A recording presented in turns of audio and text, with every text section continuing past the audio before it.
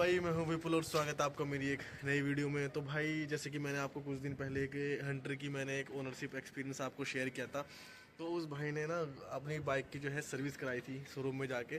तो उसके साथ एक स्कैम तो नहीं कह सकते, लेकिन अगर कोई भोला भाला आदमी जाए तो कैसे वे शोरूम वाले बेवकूफ़ बना सकते हैं किसी आदमी को, कैसे वे पैसे ऐंठ सकते हैं किसी किसी पर्टिकुलर फैसिलिटी को बता के। तो भाई के साथ भी कुछ ऐसा ही हुआ था, लेकिन भाई हमारा थोड़ा समझदार है, थोड़ा सा दिमाग इसमें पता नहीं कैसे थोड़ा ज़्यादा है तो थोड़ा थोड़ा थोड़ा बेवकूफ़ टाइप ही, लेकिन समझदार कभी कभार कर देते हैं। तो भाई से कुछ बात करते हैं। बोला है भाई थोड़ा सा। तो अभी आप अपनी बाइक की सेकंड सर्विस कराने गए थे? हाँ जी भाई, कब गए थे? यही कुछ 3-4 दिन पहले। 3-4 दिन पहले सेकंड सर्विस। तो second. Second service I think labour charge free होती है बस, है हाँ, ना? लेबर चार्ज नहीं होता उसमें। तो आप जो सेकंड सर्विस कराने गए, कितने किलोमीटर चलाने के बाद गए? मैं तो अपनी 4200 किलोमीटर पे चला गया था। वो 5000 के नीचे नीचे करवानी होती है। तो इंजन ऑयल चेंज हुआ था? नहीं, चेंज नहीं हुआ था, टॉपअप कराया था। तो भाई आप एक बात बताओ, आप सर्विस सेंटर पे गए थे? हाँ, सर्विस सेंटर जिस पे गया डीलरशिप से आपने ली थी उसी पे गए थे? था। नहीं, दूसरी पे गया था। तो पहले तो सब ओवरऑल एक ये बता दीजिए, अगर आपको 5 स्टार रेटिंग देनी पड़े तो आप रॉयल एनफील्ड के आफ्टर सेल सर्विस को क्या, मतलब जो कस्टमर आपका एक रहता है ना सर, कस्टमर फीडबैक, तो उन्होंने आपको कैसे ट्रीट किया? सर्विस का एक्सपीरियंस कैसा रहा आपका? देखिए, जहाँ मैंने अपनी फर्स्ट सर्विस करवाई थी उनका साथ तो मेरा एक्सपीरियंस काफ़ी अच्छा था। उन्होंने टाइम पे सर्विस करके दे दी थी, बिल्कुल अच्छी। ठीक है। और जहाँ मैंने सेकंड सर्विस कराई है वहाँ पे मेरा बहुत बेकार था एक्सपीरियंस। क्यों भाई? मतलब एज अ कस्टमर ट्रीटमेंट के लिए या क्या चीज़ दोनों आपके हर साथ थी? चीज़ के लिए वहाँ पर तो ठीक है, तो पहले तो आप ये बताइए आपको बिल कितना बना? मेरा बिल बना था सेकंड सर्विस पे 449 का। ठीक है, एक बार दिखा देते हैं हम कितना। 449 का, ये टैक्स है 93 रुपये का। हाँ, ठीक है। तो भाई इसमें जो इतना कम में कैसे बना आपका बिल? आप थोड़ा एक्सप्लेन कीजिए सारी बात। इतना कम मतलब जब पहले मैं वहाँ पे सर्विस करवाने गया था ओके। तो उन्होंने मुझे एक लमसम अमाउंट बताते हैं स्टार्टिंग में, जब पूछ लेते हैं कि कितने का लगभग बिल आएगा। ठीक है। उन्होंने मुझे बताया था कि मेरा बिल लगभग 1200 रुपये का आएगा। ठीक है। और उन्होंने मुझे एक सर्विस के बारे में बताया था। एक सर्विस होती है RS से। अभी रोड पता साइड नहीं- असिस्टेंट। रोड साइड सिस्टम पता नहीं भी बाकी मैन्युफैक्चर देते हैं या नहीं, पर रॉयल एनफील्ड की एक RS से होती है, 1 साल का होता है, वो 1050 रुपये की आती है।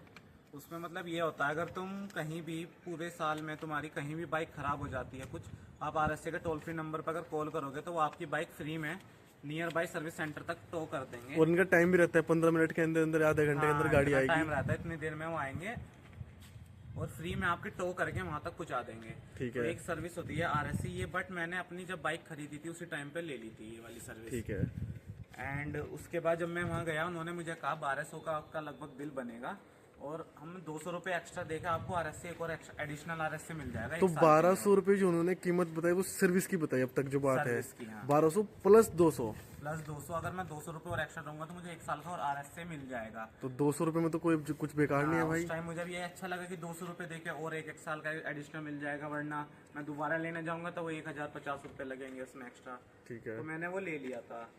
तो बाकी जब मैंने सर्विस करवाई तो मैंने सुबह 10 बजे अपनी बाइक नंबर पे लगवाई थी और मुझे मेरी बाइक 5:30 बजे के बाद मिली। भाई भीड़ थी इसलिए लेट हुआ या मतलब भीड़ तो इतनी ज्यादा नहीं, मतलब भीड़ कह सकते हैं थी, पर वहाँ का काम भी बहुत धीरे धीरे चल रहा था। मतलब पूरा दिन लगा के मान पूरा के आओ दिन फिर आप? लगा लो, मान लो पूरा दिन ही लगा है वहाँ पे मेरा। ठीक है। और फिर जब उन्होंने सब मेरा करके दे दिया तो उन्होंने मेरा बिल जनरेट करा। बट बिल जब वो जनरेट कर रहे थे उसी टाइम पे हमारी रॉयल एनफील्ड की तरफ से भी एक बिल आता है हमारी मेल पे। वो मेरे पे मेल आया और उस पर देखा मेरा बिल सिर्फ 449 का बना हुआ है। बट इन्होंने मुझे बताया कि मेरा 1200 का बिल बनेगा।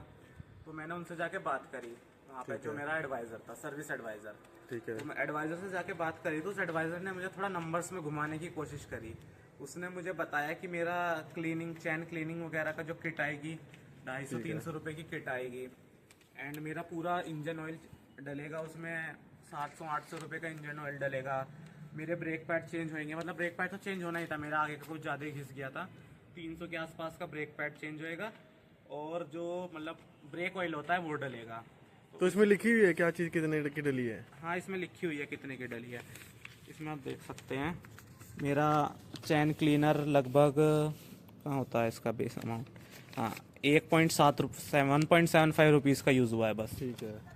और मेरा इंजन ऑयल 78 रुपीज़ का डला है सिर्फ। चलो ये तो बात जेन्युइन है, मतलब जो हम मेन बात बताना चाह रहे हैं कि मतलब आपकी जो सर्विस की जो आप रॉयल एनफील्ड के जो आपकी तरफ से पैसे गए हैं वो 450 ही गए हैं, जिसमें आपका इंजन ऑयल जो टॉपअप है उसमें भी उनके है, और बाकी लेबर चार्ज तो आपकी फ्री थी। तो यानी कि आप ये कहना चाह रहे हैं जो आर एस ए में 200 रुपये का बता रहे थे, वो एक्चुअल में जो उसकी कॉस्ट थी वो 1000 के लगभग थी। क्योंकि जब वो ऐड होके आ रहा था मेरा लगभग 1500 का बिल बैठ रहा था। ठीक है। 1500 का ही एग्जैक्ट। और मेरा 450 का इसका सर्विस का कॉस्ट आया था, तो 450 प्लस 1050 वो पूरा हुआ 1500 रुपये। तो इसका मतलब मुझे आर एस से तो 1050 का ही लग रहा है, पर वो झूठ बोल के मुझे बेच रहे थे। फिर मैंने उनसे थोड़ा लड़ाई वड़ाई हुई थोड़ा, तो मैंने वो कम करवा लिया उनसे, आर एस से हटवा दिया बिल्कुल। वो तो कह रहे थे आर एस से हट नहीं सकता, हमने इनवॉइस जनरेट कर दिया है अब, बट मैंने फिर भी वो करके हटवा दिया है और मैंने 450 रुपये ही करे हैं। फिर अगले दिन मेरे पे उनका फ़ोन आया था फीडबैक के लिए। ठीक है। और मैंने फीडबैक में उन्हें बताया कि मेरे साथ ऐसे ऐसे हुआ है, तो उन्होंने उस एडवाइज़र के खिलाफ एक कंप्लेंट रजिस्टर करवा दी थी। ठीक है। ठीक है। फिर उसके बाद मेरे पे दोबारा से कॉल आता है थोड़ी देर में ये बताने के लिए कि अगर हमारे पास ऑलरेडी आर एस से है, हम दूसरा आर एस से नहीं खरीद सकते जब तक वो खत्म नहीं होता। तो आपके पास ऑलरेडी आर एस था मेरे पास, मैंने बाइक जब खरीदी तभी ले लिया था। तो ये बात तो उसको भी पता रहनी चाहिए थी। पता रहनी चाहिए थी, पर वो जबरदस्ती मुझे बेच रहा था। तो इनका कुछ कमीशन होता होगा कि कितने आगे जितने आप आर एस से बेचते हो तो उसमें से आपका ठीक है, ऐसा मुझे कुछ आइडिया नहीं है। तो उसका ये कहना था अगर मैं आर एस से का पे कर भी देता तो मेरा आर एस से आता नहीं, बस मेरा अमाउंट चला जाता। ओके। मेरा कोई बिल उसका आर एस से का अलग से बन के नहीं आता।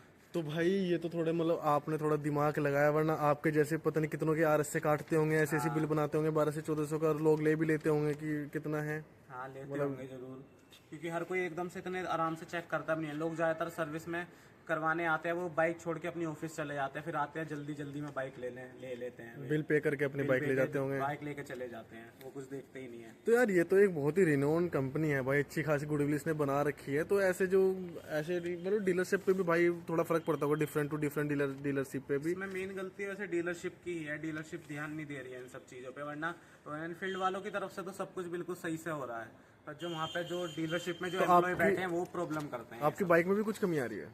हाँ मेरी बाइक में थोड़ी कमी आ तो रही है। तो उन्होंने किया उसको सोल्यूशन? सही करने के उन्होंने पैसे लिए तो हैं, पर वो अभी तक मेरी ठीक नहीं हुई है, तो मैं दोबारा जाऊंगा वहाँ पे, थोड़ा शायद और हीटअप हो सकता है मामला घोरा घारा भी बच सकता है।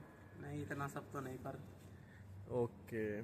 तो भाई यही बात है कि अगर आप आगे भी अगर कोई भी जो व्यूवर्स हमारे देख रहे हैं, अगर कोई भी रॉयल एनफील्ड ओन करते हैं तो उनके लिए आपके लिए क्या एडवाइस रहेगी भाई, अगर वे सर्विस कराने जाते हैं तो? देखो सर्विस करना चाहते हैं तो कोशिश करो जहाँ से आपने बाइक ली है आप उसी डीलरशिप पे जाएं सर्विस कराने, और थोड़ी आंखें खोल के जाएं। थोड़ी आंखें खोल के जाए, ध्यान रखें वहाँ क्या क्या हो रहा है हर एक चीज़ पे। कोई भी डाउट हो उसे दिमाग में मत रखो, एकदम उनसे पूछ लो, पूरा अच्छे से क्लियर कर लेना डाउट। तो भाई यही थी हमारे प्रिय भाई ने आपके साथ अपना एक्सपीरियंस शेयर किया। लेकिन ठीक है, पैसे बात 300-400 की भी नहीं है, लेकिन फालतू के क्यों पैसे देने किसी चीज़ को। बाकी अगर अपना पूरा फ्यूल पूरा इंजन ऑयल चेंज कराता है, ब्रेक इशू डालता है, तब भाई का बिल जेन्युइन बनता है, शायद मेरे हिसाब से 1500 से 2000 के बीच का। हाँ मेरी फर्स्ट सर्विस में से ये सब चेंज हुआ था, तो मेरा लगभग 1500 के आसपास का बिल बना था। तो यानी कि अगर एक नॉर्मल हम सर्विस मान के चलते हैं जिसमें पूरा इंजन ऑयल चेंज हो रहा है, एयर फिल्टर भी चेंज हो रहा है और ब्रेक इशू भी चेंज हो रहा है, तो आप 2 से 2.5 शूज नहीं चेंज हुए थे मेरे फर्स्ट सर्विस में। ब्रेक शू तो इतनी जल्दी चेंज अगर ब्रेक शूज के साथ माने तो लगभग 2000 तक का आ जाएगा खर्चा सर्विस का।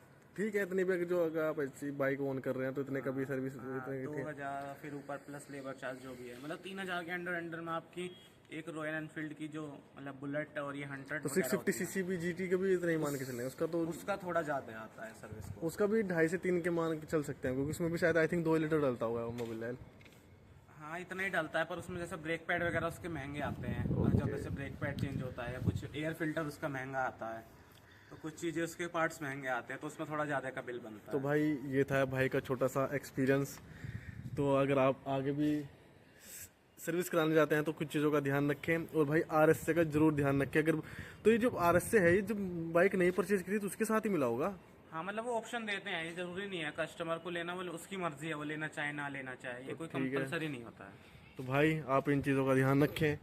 तो अगर आप सर्विस कराने जा रहे हैं तो बिल्कुल इन सब चीज़ों का ध्यान रखें। और भाई अगर मैं बिल जनरेट करते हैं, आप पे क्या ईमेल आया है रॉयल एनफील्ड की तरफ से और वे कितना बता रहे हैं, इस चीज़ों का भी डिफरेंस चेक रखें। तो भाई होपफुली भाई का तो कटने से बच गया। तो मिलते हैं अपनी नेक्स्ट वीडियो में। जय हिंद, जय भारत।